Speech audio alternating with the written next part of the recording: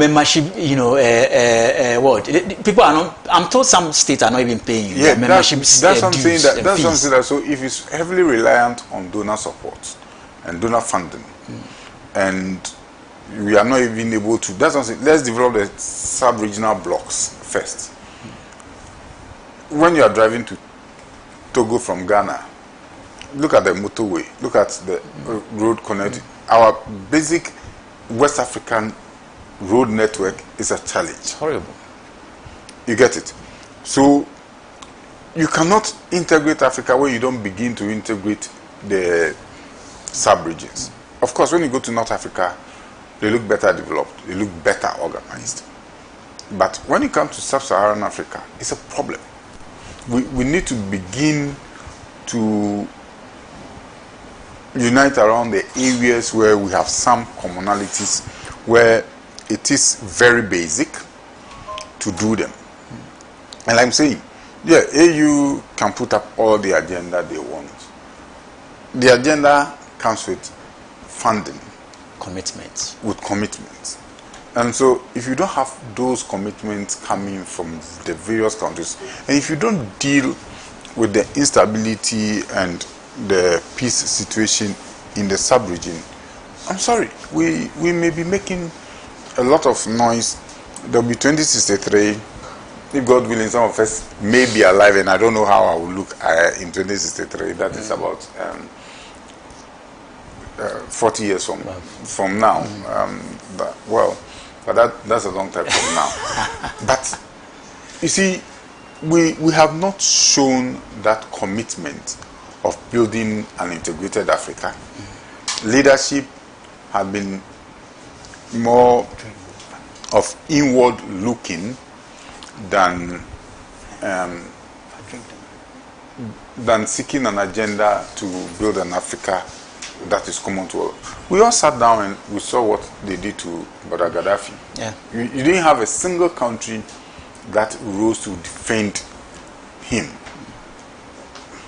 And we sat down and many of our leaders have gone. So, yes, it's a nice idea. AU is good for us. But amongst us, we keep reporting ourselves. Remember, our own former president had to go and report Burkina Faso to US. Some of these things are sad. No, it's worrying, it's sad that from amongst us, you could have presidents embarrassing themselves before President Trump, and sometimes they are made to look so little, as if their countries are not sovereign countries, just because we've not been able to make use of our own resources to develop our own selves.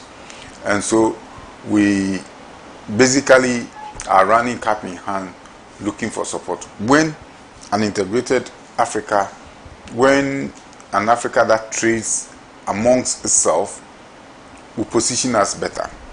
The other issue is that our education are educational system is so diverse that it will be difficult for a secondary school graduate to easily enter a university in another country with the certificate that is awarded from Ghana, because the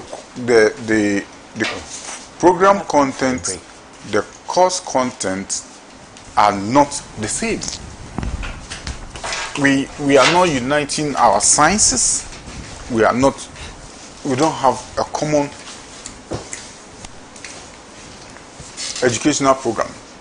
So basically we need to begin to also look at what we are providing in terms of education, and how that will contribute meaningfully to the kind of African unity that we are talking about. Because I tell people that one of the best things Nkrumah did for us as a country was the boarding house system. It basically united us from the north to the south. a lot of people became family because they were in the same educational institution, they were in the same boarding house, and they lived for 7 years in the same boarding house. So for the 7 years of their lives, they were our brothers, they were eating from the same bowl, they were living together. So education has a way of uniting us. It should be possible to begin to have an educational system that allows students who complete secondary school in Ghana to go to Kenya and have their university education without any hindrance. Because the educational system addresses basically the same challenges. So people from Kenya are able to go to this we are Morocco. looking, let's say, in the next millennium. Yeah, but you see, it should be able to contribute to the unity. Because if you are talking of a unity, or you are talking of agenda that is in 2063, and you are not able to get the young ones integrated into a system that make them identify themselves as a common people, these are the people who take up leadership at the time you are talking about. Right. So if you have people with the kind of mentality like those we saw in South Africa, pushing black non-South Africans out of South Africa, the question then arises as to when they take up leadership, how are they going to talk about African do you, in your opinion, do you think the AU is living up to expectations? A lot of people have taken the AU to the washes, right, because of some inefficiencies. Others have described the AU itself as a toothless bulldog. Does it even have a tooth? Or is it even a bulldog? A bulldog can scare people. The issue about AU, like I'm saying, that the Organization of African Unity probably fulfill this mandate of ensuring that all African countries were independent and well liberated, that apartheid ended. The AU's agenda of integrating the economies and the political environment within the African states is a challenge. And if that will happen, you begin to see it from the zonal blocks, like the ECOWAS, like the East and Central African bloc, like the South African bloc. You begin to see those blocks integrating their economies, integrating their political systems. And you begin to see the French-speaking countries breaking away from the aprons of France and not allowing France to dictate how their budgets should run. You get it? So if we cannot come up with an echo, if we cannot trade easily amongst ourselves in West Africa, at some point Nigeria closed their border for imports from other countries, including Ghana. And they listed some items that you could not import from Ghana. Today, in Ghana, Ghanaians are fighting Nigerian traders because we ourselves have a law that describes them as foreigners. So they cannot do some basic retailing in Ghana. And Nigeria have the same law. You cannot say you are integrating economies when the people who matter cannot trade freely among themselves. Prince Derek Eje, it's a member of the Arise Ghana. I see him in his t-shirt already, and he's also a former presidential staffer. Prince, good morning. We're having discussions around African Union.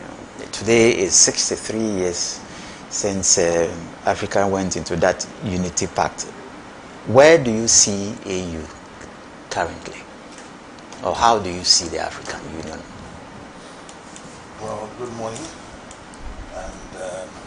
I don't want to say happy AU Day because today we're expecting the first of 300 Ghanaians to start leaving South Africa to Ghana on the back of some xenophobic attacks on not just Ghanaians but black Africans, and it's a sad day.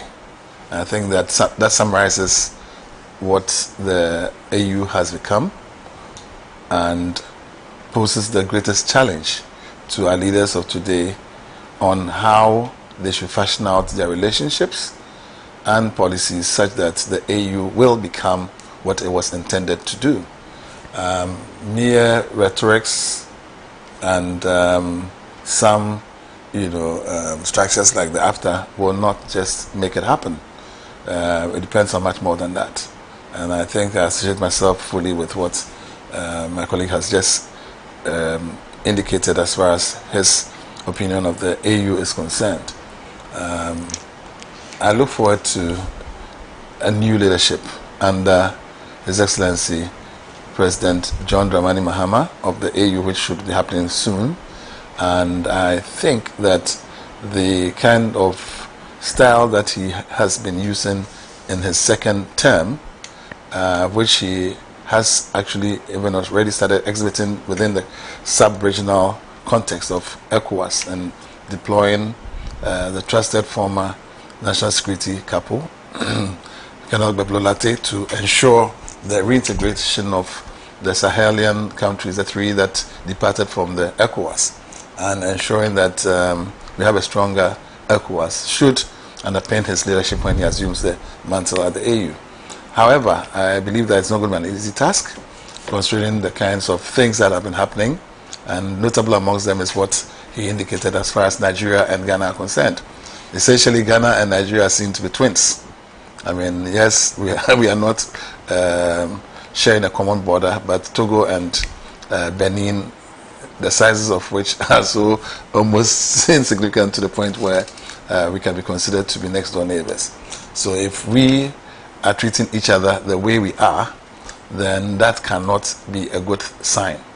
And I think that within the context of AFTA and also regional integration, the borderless Africa, visa-free, and is it a visa-free aspect is what really even disappoints me in what the South Africans have done lately. South Africa is one of the countries that we have visa-free relations with, and I thought they would take full advantage of it to improve their tourism potential, create some, value for their, people within that context, and also give exposure to other African countries who want to see and be exposed to what the West or developed countries look like. Because, I mean, seriously, by and large, if you go to South Africa, most parts of it, you would not be able to differentiate between being in either, the US or all those other countries that we yearn to go, and which Ghanaians yearn to go but for visa reasons not been able to get. And I value very much exposure, because when you sit in your small corner and think that's the whole world, it limits your worldview, and that in itself does not help in expanding the frontiers of our national development.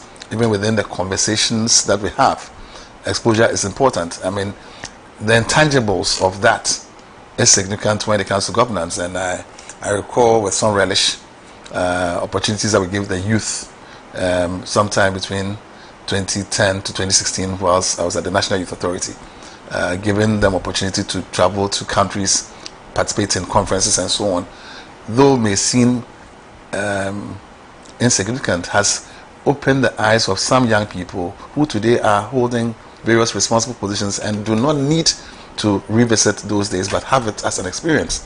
And it goes to also emphasize the fact that perhaps Ghana should also do more in terms of ensuring that this does not become a permanent feature, that we do not see a streaming of Ghanaians coming home. I understand about 800 are currently registering to, leave South Africa. Right.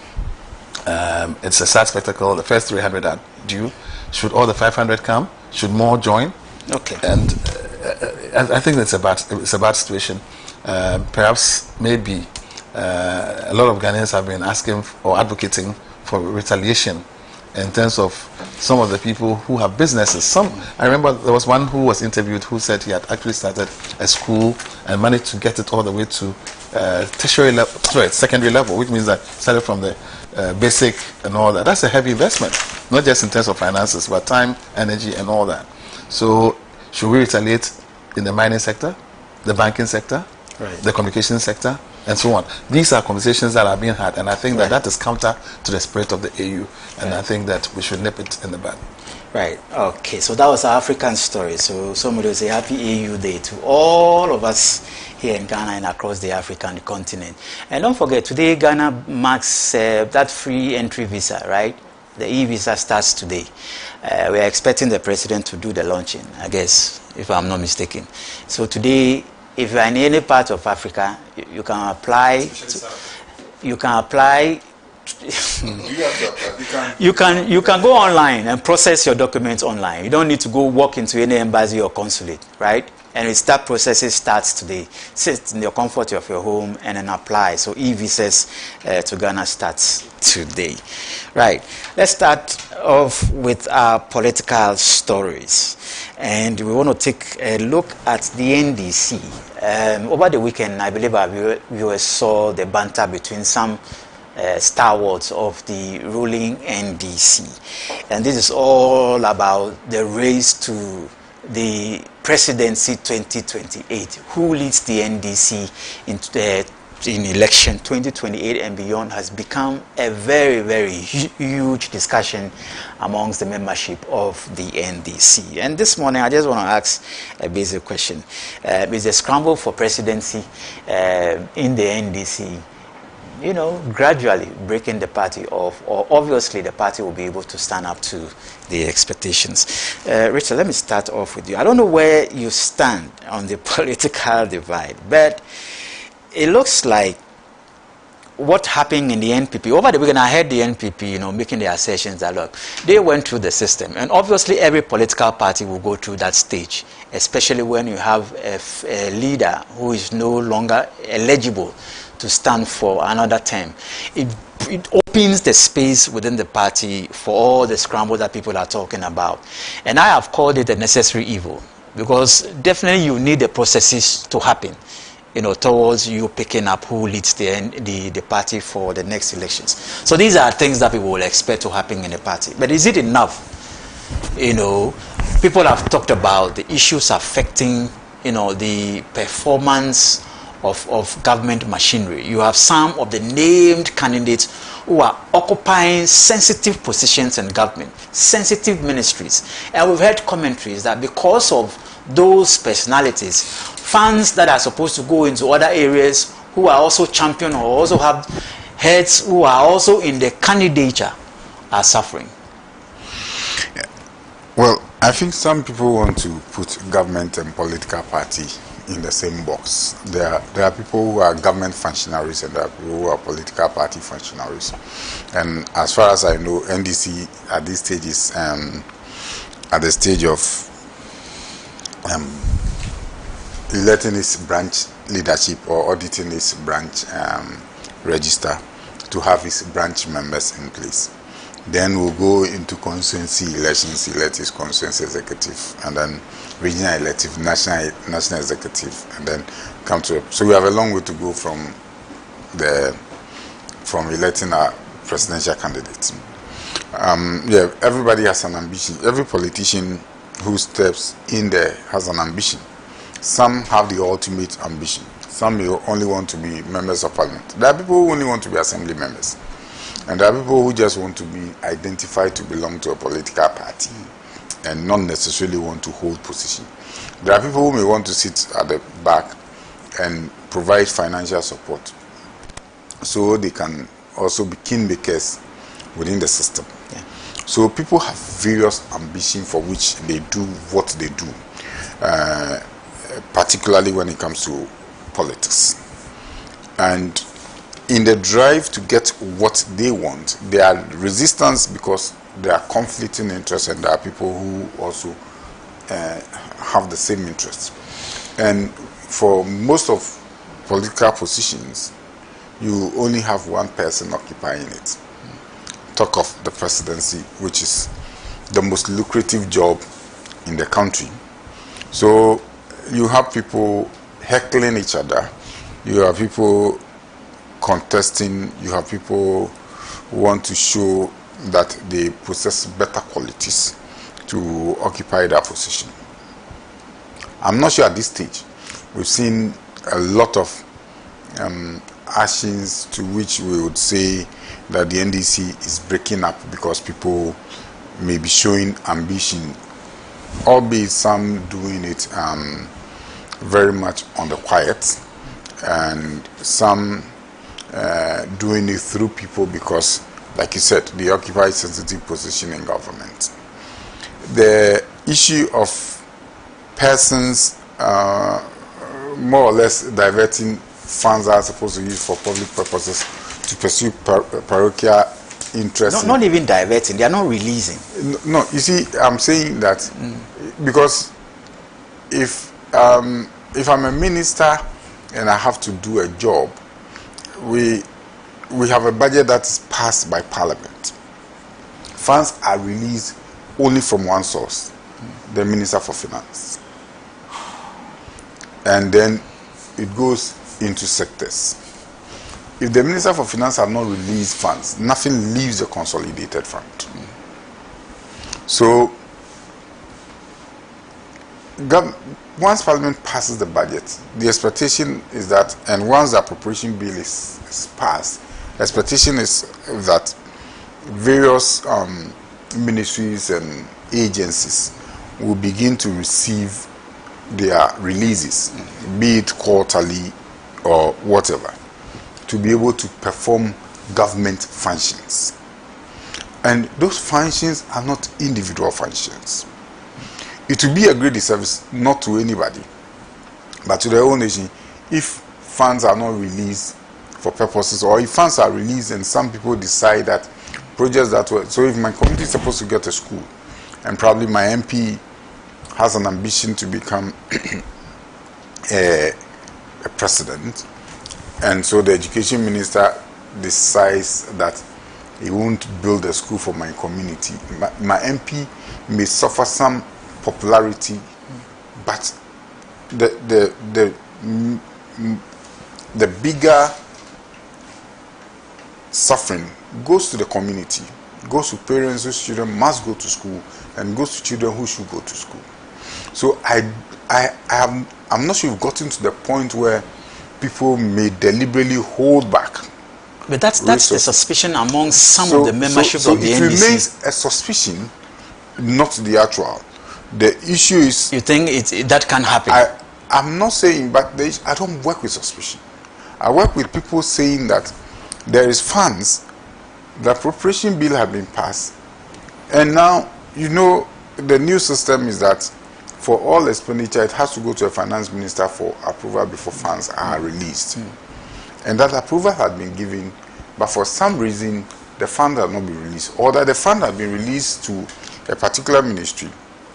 But because this person, whose constituency or whose area or whose ministry may or agency may benefit from the project, the funds have been frustrated, and so it's not gotten to them. Then we can begin to talk on the facts, because you see, a lot of people will put a lot of things out there which may not be the case, and it will not be proper for me to sit on national TV to discuss just what somebody suspects, because the Minister for Roads is on the road every day inspecting projects that are ongoing. We see him talking to contractors and asking them to do what they are supposed to do. The Minister for Education is doing what he's supposed to do. The Sports Minister had said that all the funds he needed for his World Cup agenda had been released. And we recently had the African Games. Funds were released for it. So, if the ministers are saying that they have funds to execute their mandate, I am not in the position to sit here and say because somebody suspects that funds have not been released, then it means that somebody is holding back funds and frustrating the efforts of other people just because those people have presidential ambition.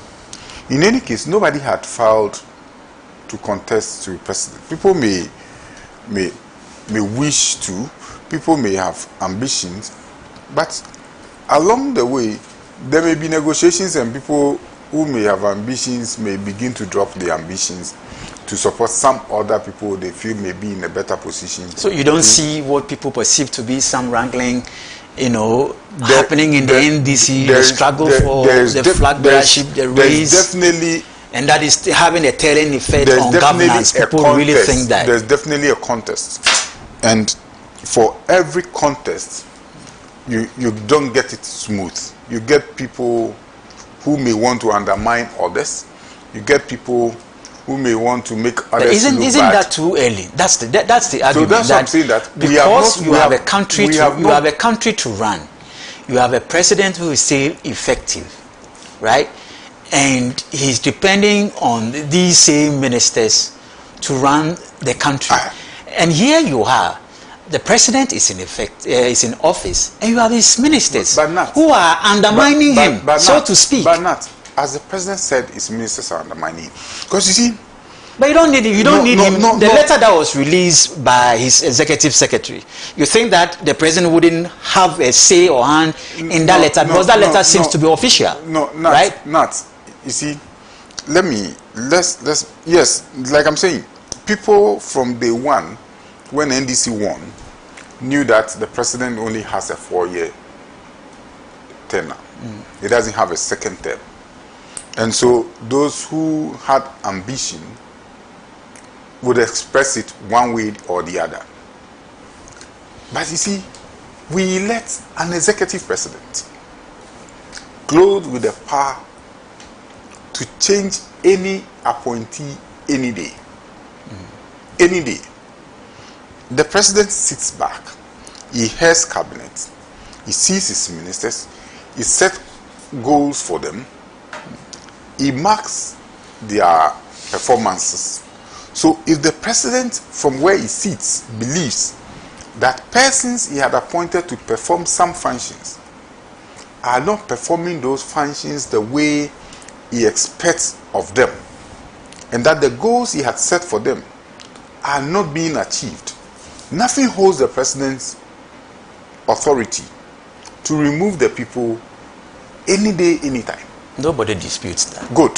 So that's what I'm saying, that if the president so believes that they strive to get themselves elected as flag bearers for the NDC is imparting on the work that he had given them to do, he so reserved the rights, not by a letter from the executive secretary on to the public. He so reserved the right to, at any day, any point, recall them from the office he had generously given to them, and ask them to go and concentrate on their personal ambition, whilst the governance of this country is handed over to persons who are ready to do the work that he expects. That's what you want the president to do. So that's one. So if the president has not done that, it means that from where he sits and from what he observes, then the work he had given to the people are not being frustrated or interrupted by their personal ambitions. That is what I take to mean. Because the president is not at any point stopped by anybody, by any law. It doesn't hold anybody an explanation. What then informed his executive secretary to write or to piece that note? That is something that what the executive Do you think it just came out of the secretary said may be in response to some of the suspicion that you may be. This might not be suspicion. Coming from that office, I will not term that letter a suspicious letter. Because there is a cure. And that cure is in the bosom of the president. The cure is not an advisory. If the president wants to issue an advisory, he will issue the advisory in a cabinet meeting with his ministers. The president reserves the right to call any minister to his office and tell the minister that I have observed your work. If you don't mend your ways, I'll remove you. Are you not worried that that letter came from no other office than that office? It doesn't raise concerns. I am not worried because the letter didn't come from the president. And you think the office that the executive secretary occupies, do you think that it is probably right that the secretary might, the president might not have a win over this? No, the executive secretary can't just issue that letter. The executive secretary has a right to an opinion and has a right. But what I'm trying to say is that the executive secretary, I think I saw the letter. I didn't read the full letter, but it is not. It's more like an advisory, not a letter that had been issued in an official capacity Right. to caution people. So if he issues an advisory, you don't then say that the president is has asked the executive to issue an advisory. The president reserves all the authority to correct the wrongs. Right. If he so believes that persons he has appointed are not acting in the manner that they should act because they've been blinded or clouded in their thinking by their ambition to succeed him. Prince. Well, first let me say that I think he's done a good job at putting the things where they should be. And I think that the effort by the NPP and pro-NPP media houses, surrogates of all sorts, including pollsters and others, have brought us to this juncture. Imaginations have been pushed, stories have been, highlighted, and sometimes distorted. There are very important things that we should be discussing today. Ghana has just exited the IMF.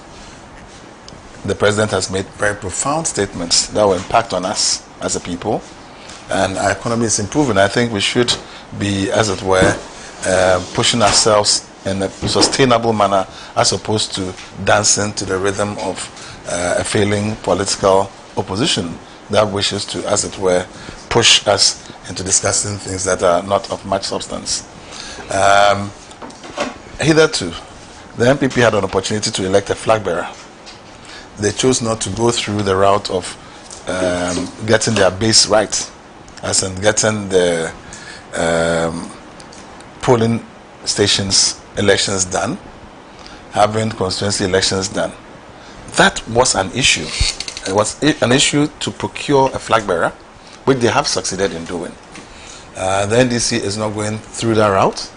It is doing what is right, going through the basic choices that are put before the people at the very bottom, because power emanates from the people. And I think that the NPP, for example, doesn't earn a right to enter this discussion on the face of what they have done in terms of their recent past. I think that it is very natural.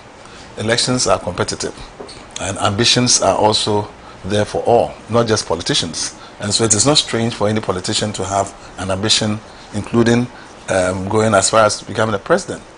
And so if anybody has that ambition, it's not a crime. How they manifest it, however, is what is important. And especially if you are occupying a position in the party or the government, then you must be circumspect in how you handle yourself.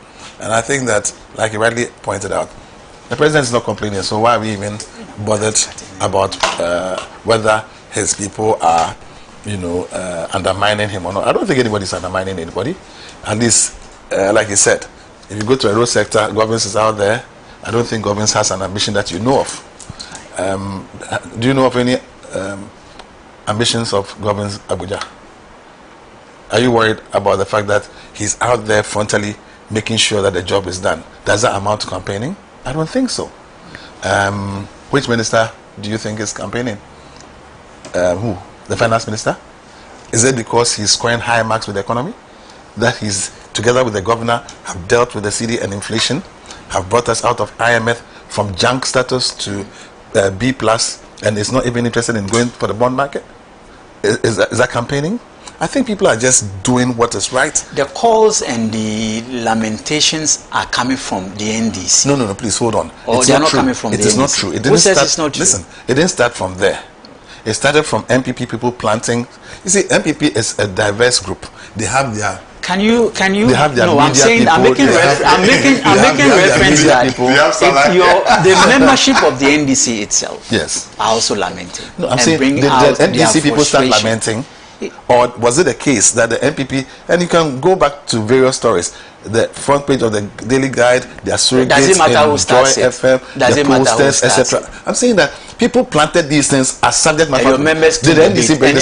And your members and your members took the bait. No, hold on. Somebody starts and your members will take the bait. I haven't taken the bait. I haven't taken. I'm a member. I haven't taken the bait. I'm saying that today, for example, we didn't choose the topic. You chose. Is it the NDC that put the topic on the table? I'm saying that on various platforms. But you're unfair if you say it, if you go that way. No, I'm not. No, you are making it a subject matter because others have made it a subject matter previously, and it's been sustained. That is the issue I'm making. Are you saying it's not happening? Oh, you don't get in the NDC. There are many That's things what I'm asking. That, no, listen, it's not a problem for the NDC. Is it happening? Is the NDC complaining? Is the president complaining? That should end the debate. The president who you are worried about is not worried. So why are you worried? It's a political party. Once there are limitations, hold on. Whatever you do in the party and it comes out, obviously it will come into the public debate domain. People will debate it. Do you see what I'm wearing today? You understand? This is the biggest topic we should be discussing. Bringing Ken Ofori-Atta back. Bawumia is refusing to talk about it. Sana will refuse to talk about it. Akufo-Addo is not talking about it.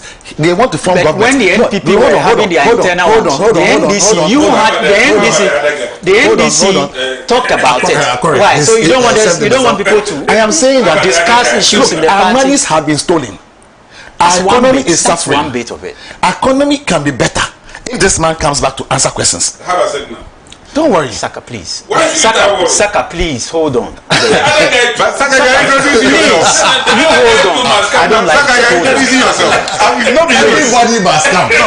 But everybody must come. Saka has not been introduced, so he's officially not on this platform. We are not here. The late Saka, the very late Saka. Please, wrap up for Saka Salia should not be allowed to even talk about this. Look, these people, okay, they have procured a flag bearer.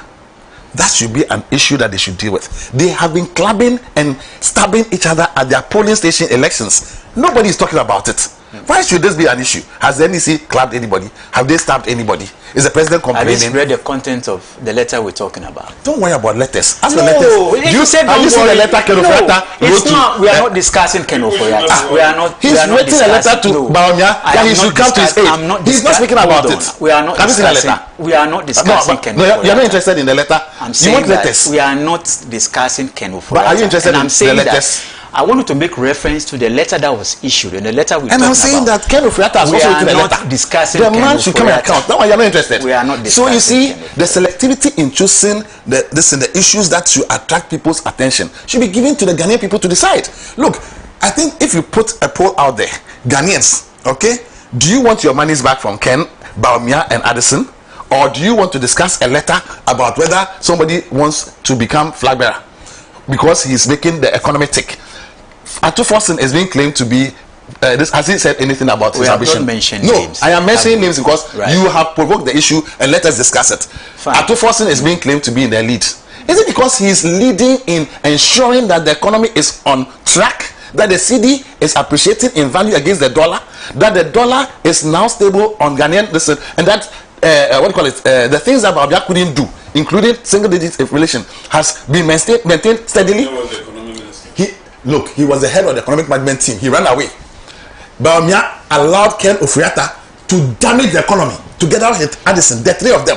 They are responsible for the mess that Atu-Forson is doing with the governor and the vice president. Saka, hold on. Let me know. There is no NDC flag bearer.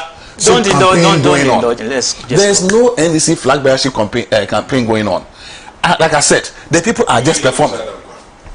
Musa Dankwa is not the NDC. Saka, he's please, can you jot down? Did you hire Musa Dankwa? Yes, please jot down. Did you hire Musa Dankwa? Will flow. Have you hired Musa Dankwa? But he said yes. The NPP are claiming on this set. Bawumia sent him, and he's saying that. I haven't said the credibility to others. You have said categorically on this set that the NPP has hired Musa Dankwa.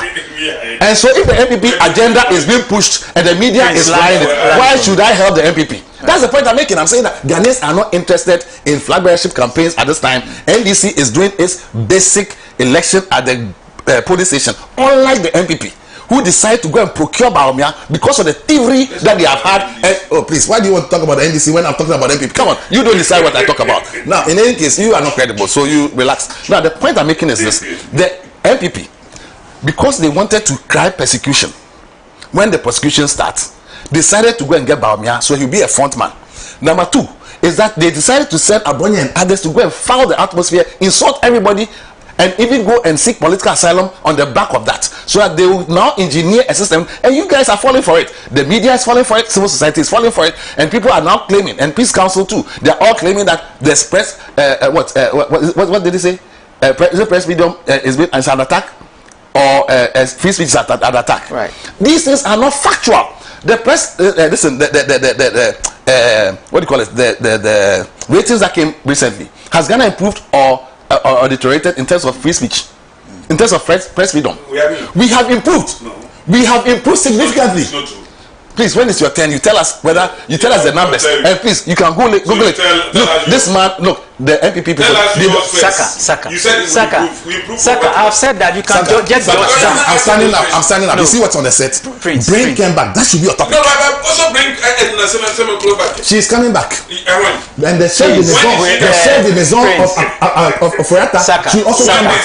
They stole her money in billions. Bambia and others. Hold on. I said you can jot down when it's your turn, but you are interfering. So when it's your turn, then you open it up. You verbally jot things. Please, you see, wrap up. You see, you can't claim that his freedom of expression is being curtailed right now. You watch, you see. You claim that, and people go and insult priests, and then they blame government. They go and insult judges, they blame government. Really? Bamia sent these people to do this. Please wrap up. Bamia has no plan. Right. In fact, you see, I'll be very clear with you. There's no flag bearership campaign in the NDC today. What is at stake, rather, is the MPP is in disarray. They've tried to stop the base that Ken Ofriatta was trying to, Ken Japan was trying to set up, because of the cheating that he experienced in their last flag bearership election. And so suddenly they've created some portfolios for all the people who lost to hem them in. It's not going to work. Right. The NPP is losing its base to the UP, and that is why they are pushing on all frontiers this issue about NDC internal water. There's no disarray. Right. There's no problem in NDC. Saka. Yes. Yeah. What? Now I've introduced you. You don't even know what I'm talking about. I haven't heard the introduction. So why did you jump in? But you jumped. You jumped in. It's all right. So you don't want to say. You said you introduced me when you are right. So Saka Salia is a member of the NPP's communication team. Yes. Right. So you are not saying anything. I come and he's talking. I don't even know the topic. But you jumped in. Yeah, because of the things are factually inadequate, incorrect. All right. So we're looking at the that issues within the NDC. We're taking a look at the NDC. The issues within the about NDC. The flag bearership, the names that have.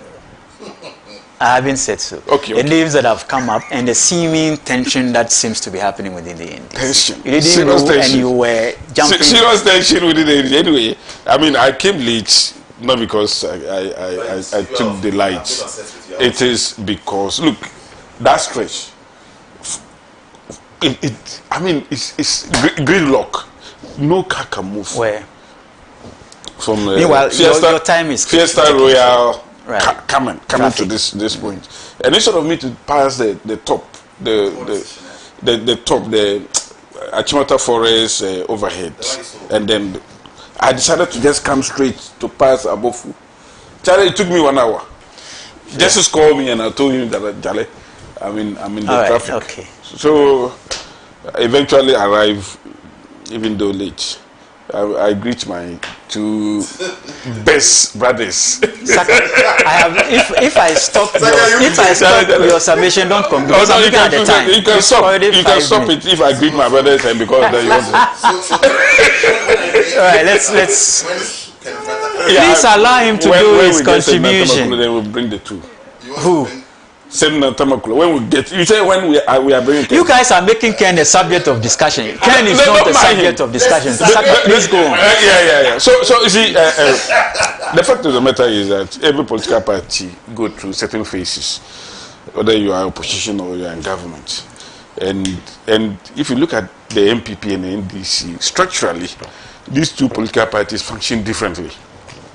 MPP adhere doggedly to democratic tenets when it comes to elections, and especially when you don't have an arrowhead in opposition, you need first of all to get an arrowhead so that you build. It's just like a football team.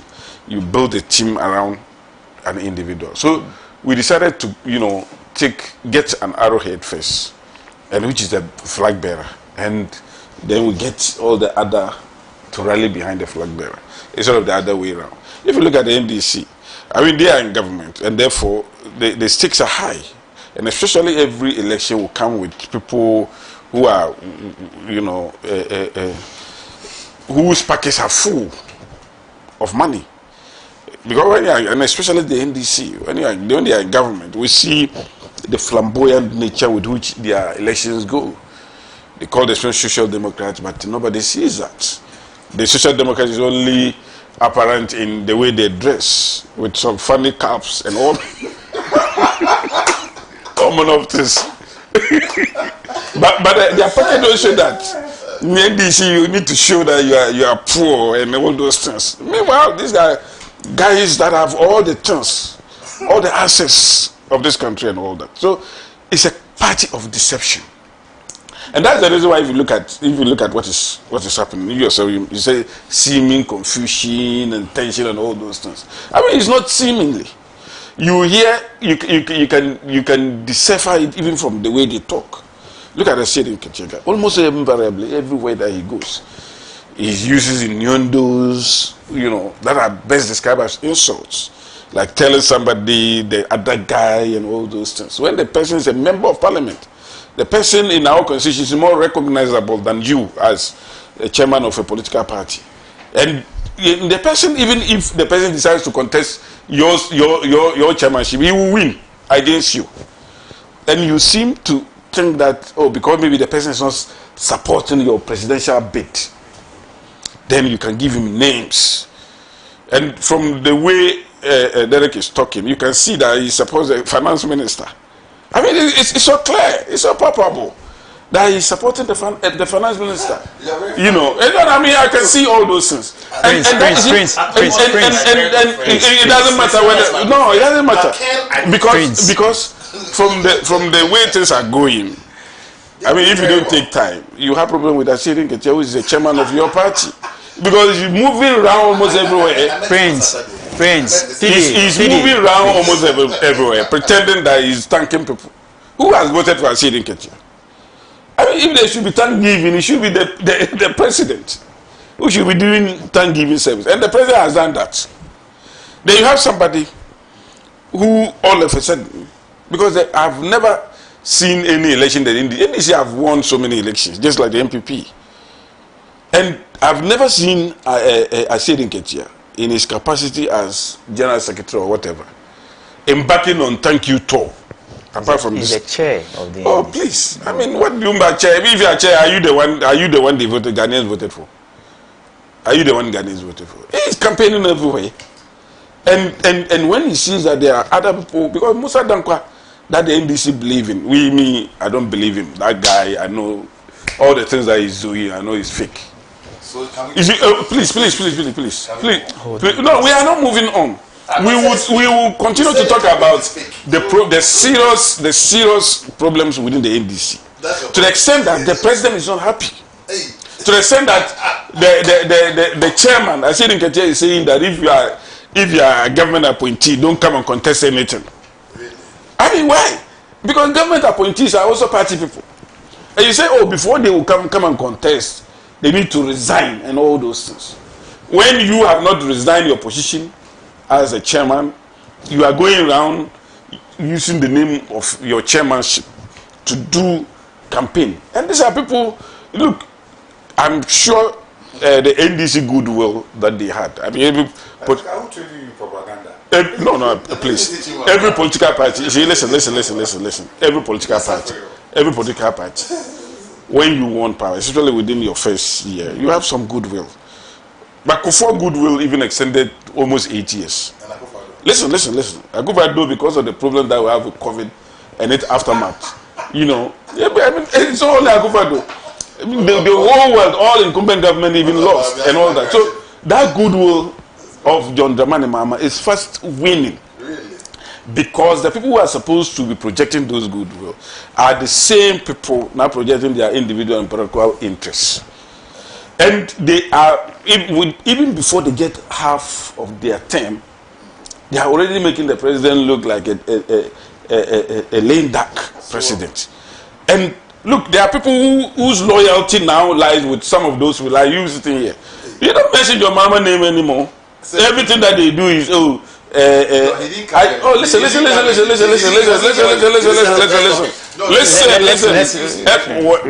Since I came, I never heard you mention the name of your mama. The name I am hearing from you is Atufosin.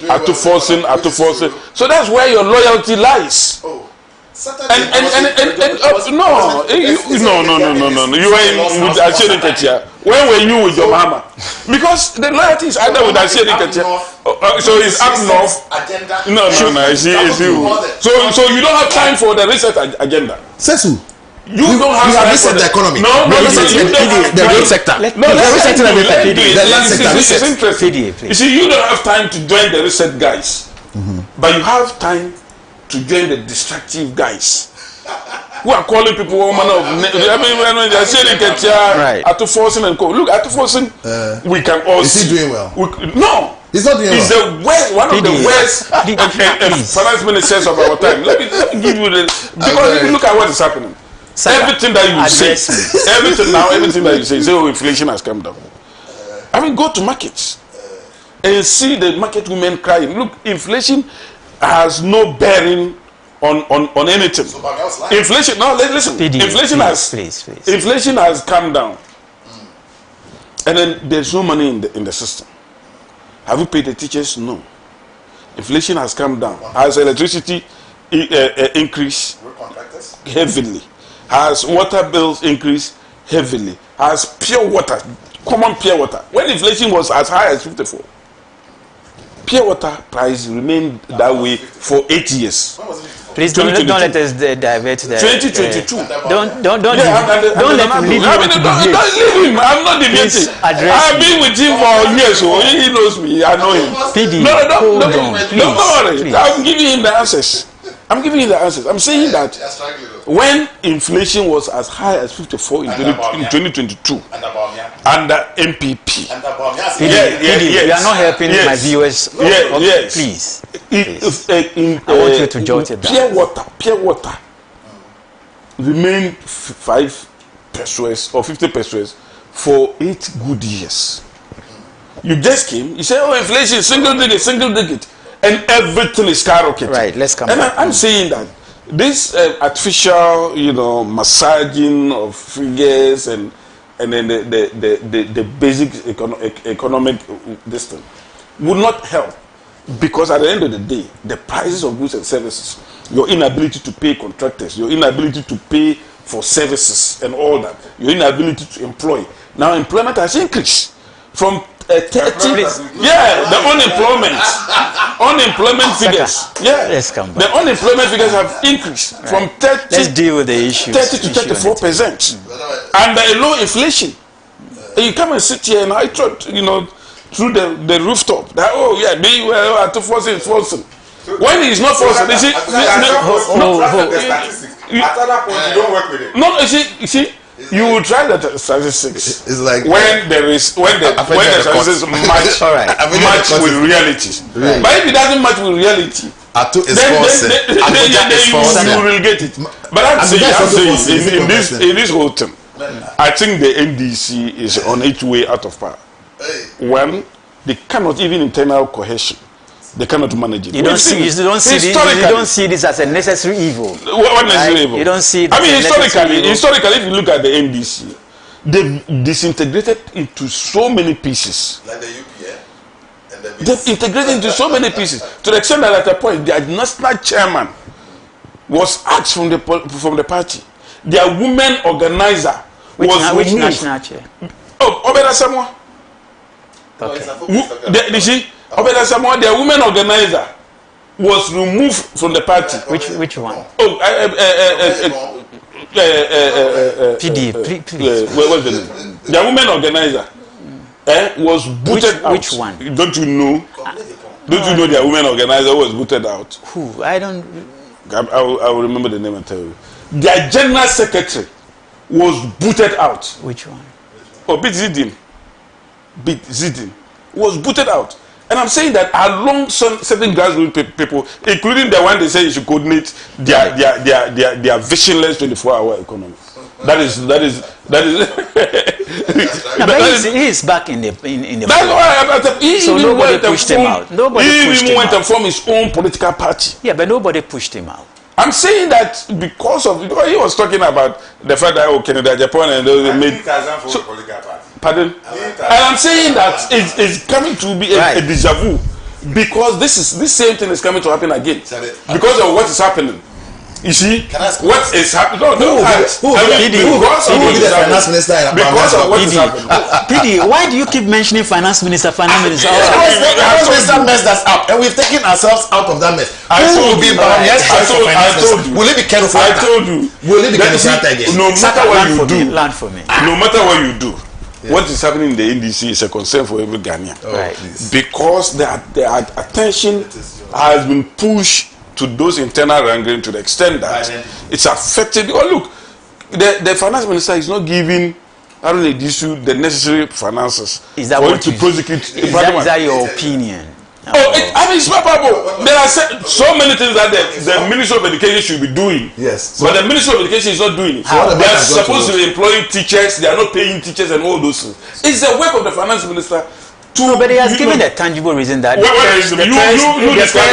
pairs will not hold. No, so that is tangible to you. Where's the money? Where's the money to pay tickets? The money to pay tickets is reserved for the campaign of the finance minister, and you are telling us that the pairs cannot if we can find the money from Kenufraka. So the campaign of Atufosin is more important than paying teachers. Is that what you're saying? Listen, he has not given that explanation. What he said, if I remember, was that the pairs will not hold that. But it should hold and for that we are going to do. Because the pairs will not hold because the pairs has been hijacked. By who? By the finance minister and his cronies and Derek and Co. Right. So that is a problem that we are facing in this country. Kenufraka is holding our money. The whole chief of staff. The leader of the government staff, himself is involved in such, a chance to the extent that now attention for governance is completely disrupted. Are you serious? Everything that they are doing now is about the individual interest. Are you serious? I'm very serious. And that is the problem. That is the reason why things are getting worse and worse by the day. Do you know that they only take solace in inflation is down. Everything that you see, inflation is down. Saka, thank you. So if inflation is down, it's not reflecting in reality. Who will believe? What is the importance of inflation? All right, okay. Is when inflation cannot do the work, inflation cannot do the work that is supposed to do. So Gamia was lying when he said the fundamentals to expose you. PD, can you let me do my job? Thank you. Saka, thank you. So, right, thank you. All right, so let's turn our attention from the issues of the NDC and look at something that's happening in Parliament. I have just about 10 minutes, so some quick ones on this one. The Speaker of Parliament has given, when he spoke, he expressed some frustration that the public seems to be losing trust in the members of Parliament. And for me, in general, the legislature, because when you talk about the MPs, it is the legislature that you're talking about. And he wasn't happy, right? I want to start with you, Rich, on this one. Parties are losing. No. What did you, I didn't the public. The public, yeah. You have a problem hearing things and you keep talking. PD, please. Give Saka a break, please. You see, is that a situation when you speak? I know you are closer to some of the MPs, you are some of the electorates. When you talk to people, they get that feeling that their MPs are not closer to them. And I can give you thousands of examples. What we have failed to do, and what we have failed to resource the National Commission on Civic Education to do, is to properly educate the citizenry about the clear rules that have been set out for the various arms of government, particularly the members of parliament who are elected by the people. So the MP is now burdened to take on additional responsibility as the major development agent. But they stand on platforms and tell people what they will do. I'll give you this if you vote for me. That's what I'm saying. That so isn't it? You see, I was telling somebody that elections are getting to a point where we may break as a country, because now you may not only have to lie your way into becoming a member of parliament, you also have to heavily rely on people to fund your campaign. Because even if you have to give everybody 10 cedis to vote for you, you can imagine how much money you are spending. And even to be confirmed by assembly members to be a mayor, in some areas, people had to pay 20,000 Ghana cedis for every assembly member to go and perform a function of the assembly as simple as confirming a mayor. Now, people believe that the only time they may see the MP is when he wants to come for their mandate. And so, and especially in areas where once you win the parliamentary primaries, obviously you are automatically a member of parliament. The cost of going through that is so high. And the truth is that it's putting a lot of stress on members of parliament. Because the moment you get back to your constituency, there are demands, a lot of which you cannot meet. You become the labor agent to put people in jobs. You become a bank that grants loans that are not serviced. Right. I told you on Saturday I was with my member of parliament to inspect some projects we have done. And remember on one platform people asked me, and I was telling them some of the projects my MP had done, and I enumerated some of them for you. And these are not projects from government sources. But we necessarily have to look for money to execute those projects, because that is the only way the MP is visible. But they are not, as you said, they are not agents. They are not the main sources of development from where in I your sit constituencies. My MP is doing more than the development agents should do. Because they have, that's what I'm saying, they have committed, they have committed. Saka, I don't have enough time. Isn't it because on the campaign platforms they portray themselves? No, I was with him throughout his campaign. My MP, I'm not making reference to him. No, what I'm saying that because I made reference to my MP. But what I'm trying to say is that, so you see, we visited about 6 projects that were being executed simultaneously by the MP in the constituency. That include school canteen and library in 3 different schools, hospital facility, and as we talk now, secondary GHS students are done with school. They have to go back to secondary school. We have what we call back to school that the MP had to execute, which include providing chobos and for about 1,000 GHS students who are going back to school. Right. And that costs us. Providing that Yeah, and that costs about 400,000. So you see, if the MP doesn't have other sources of resources, it becomes difficult for him to perform. So the legislative function now becomes secondary, because people don't care what contribution you are making in your committee or on the floor of parliament.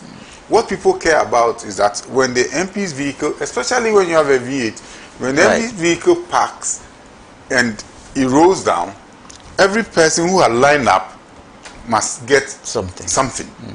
And that's what I'm saying, that the NCCE needed to be resourced now to begin to do more of the civic education for people to know what they should hold the MPs accountable for, and allow them space to perform their functions. We didn't do ourselves any good service by providing for the MP's common fund, because then people quickly say, oh, but the MP has a common fund for development. But that is nothing. For instance, I know the MPs receive about 200,000 for GET fund for educational purposes. What we spend in Temais for education is over 1 million Ghana cedis. So obviously there will be that loss in trust. You think that it's not justified, but people's expectations cannot be met. Right. It cannot be met because each individual has an expectation. So if you have a voter population of about 120,000 people, how would the MP meet those expectations? Prince. The disappointment of the public in MPs. Okay. Well, I think I share in that disappointment. And I also understand that we are moving in dangerous territory in the manner in which we elect our members of parliament, considering the huge amounts of money required to run a campaign. We've monetized our elections, and unfortunately it's yielding us results in persons who are either criminals or linked to criminals, and proceeds of crime have funded the campaigns of some of the members of parliament. It is a known fact that there are people. No, I'm not making allegations. It's a fact. On this platform, you are alleged until proven. Okay. Right. So let's start with the Frimpong Boateng report and see how many MPs are there. No. That's a factual document. You're pushing me. The Frimpong Boateng report named people who are in parliament today, who are involved in Galamsey. The Suhum MP, for example, is involved in Galamsey as far as the Frimpong Boateng report is concerned. And who is Professor Frimpong Boateng? He was the one in charge of the government and cabinet's interministerial committee on fighting Galamsey. He lists several of them, and you want me to run through the list for you? No, please, because of time. I don't care whether it's an NDC MP or an MPP or NDC MP or even an independent who is involved in either Galamsey, corruption, money laundering, the one who was arrested recently in one of the airports. I was an independent candidate. It doesn't matter. It just kind of spells doom for our parliament, and that is not healthy. There are all manner of people who handle the public purse, who are today in parliament, who should be answering questions. Every day people watch the public accounts committee sittings, and they see that woman. What's her name? The chairman, the former deputy finance minister, who was working under Ken Ofriatta, who together with Ken Ofriatta made these monies be spirited away, which monies the public accounts committee is sitting on, which she chairs. Come on, who would be impressed with parliament? Sika is still in parliament. He was deputy minister of finance, same tenure. Right. Amin Anta, minister, substantive minister, and there are three of them in parliament. How do Ghanaians view these people when they have not been hauled before committees of parliament to give correct stewardship of the account of their stewardship?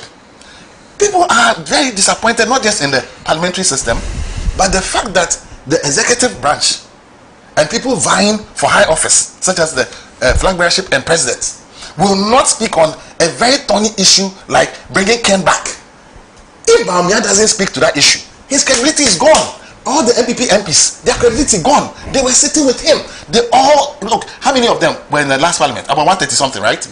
Didn't they all say that Ken should be thrown out? Today, they are all not speaking about it. Hypocrisy! That is what it is. So why would anybody take any of the MPs on the MPP side seriously? Now come to the NDC side. They are not all angels. And so if there are demons among the NDC MPs, who will be excited about the NDC MPs? So we must exorcise the ghost that is in parliament. And that is where I think that the speaker said something that's profound. He said we will not shield any MP who is involved in criminality of any kind, corruption or Galamsey. I entreat the speaker, in order to redeem the image of parliament, to spew out every single Galamsey MP today. Right. Every corrupt MP today. Whether it's NDC, MPP or independent, that is how he can cure. And it's not enough for him to come and lament with us. He is the Speaker of Parliament. He promised us he should do it. Saka, please, since there are 2 minutes.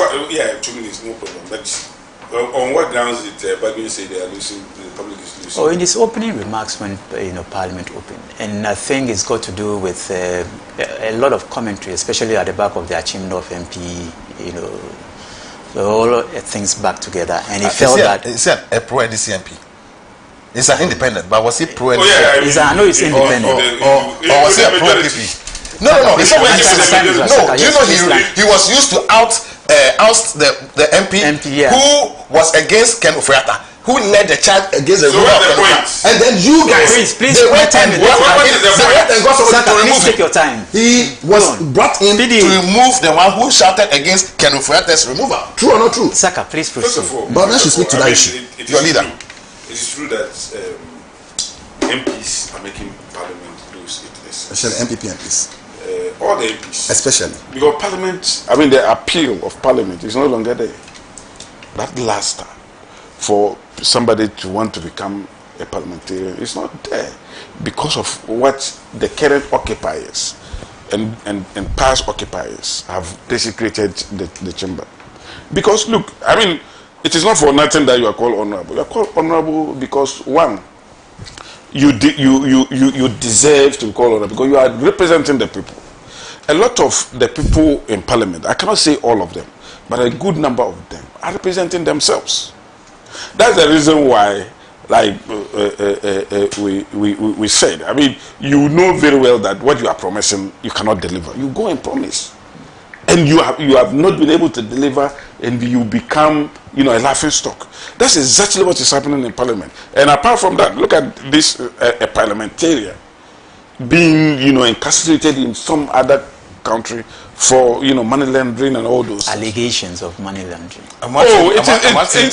Allegation. I mean, that is the reason why the president has been incarcerated. I've been detained over there. Apart from all these things, we've seen the way parliamentarians talk. I mean, something that you bring in the floor of Parliament or the committee level, they won't do it. They would rather prefer. I remember those days. Okujato Ablakwa. He would take documents from Parliament and come to the public domain.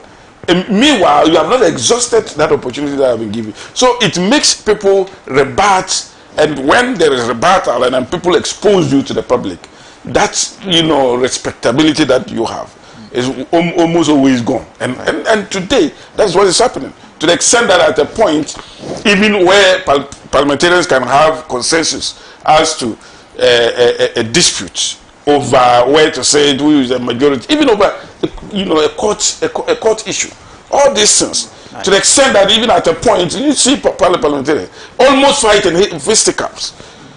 When even children, people with even average intelligence can exercise restraint, parliamentarians will not do that. All these things help in eroding all the credibility of parliamentarians, and for that matter, the House. Right. Thank you so much. Please let me do my message. All right, so let's do some messages and we'll be done. PDA, please. Good morning, Mr. Host.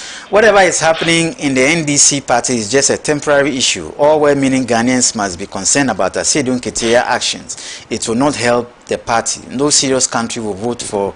All right, okay. That's from Said from Wa. West.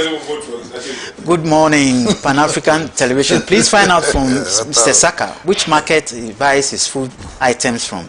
Ghanaians are enjoying the good leadership of His Excellency John Dramani Mahama. This is from Nelson Hohoy.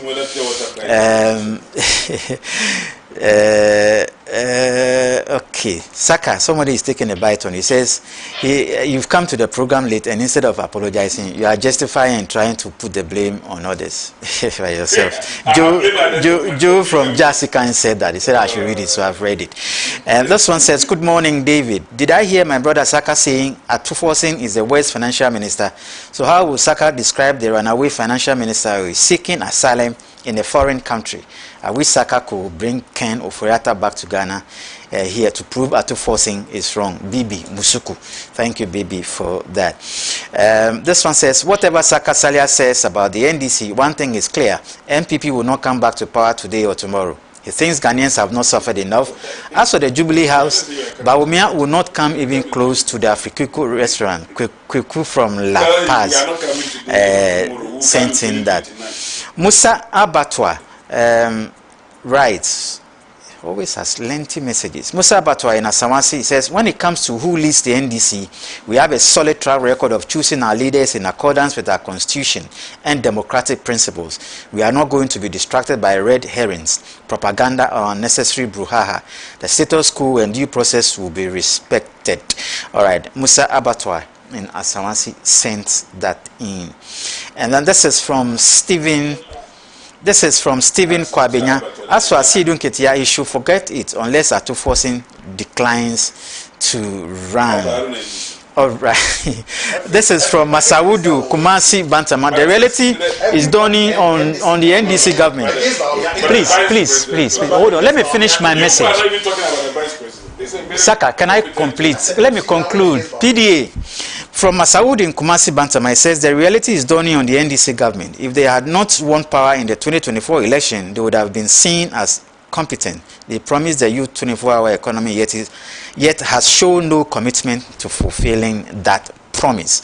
Masaudu in Kumasi Bantama sent in that. And then on Facebook, Humando Sichofe says some actions and inactions of Parliament have led to public distrust and loss of confidence in the institution. Many citizens expect Parliament to act independently, uphold accountability, and always protect the interests of the people. To restore public trust, Parliament must remain transparent, responsible, and commitment to fairness in all its decisions and actions.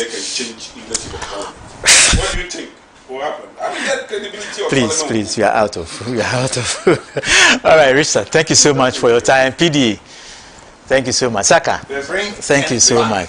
And also thank you so much for doing the watching. My name is David Atto. We'll see you same time tomorrow.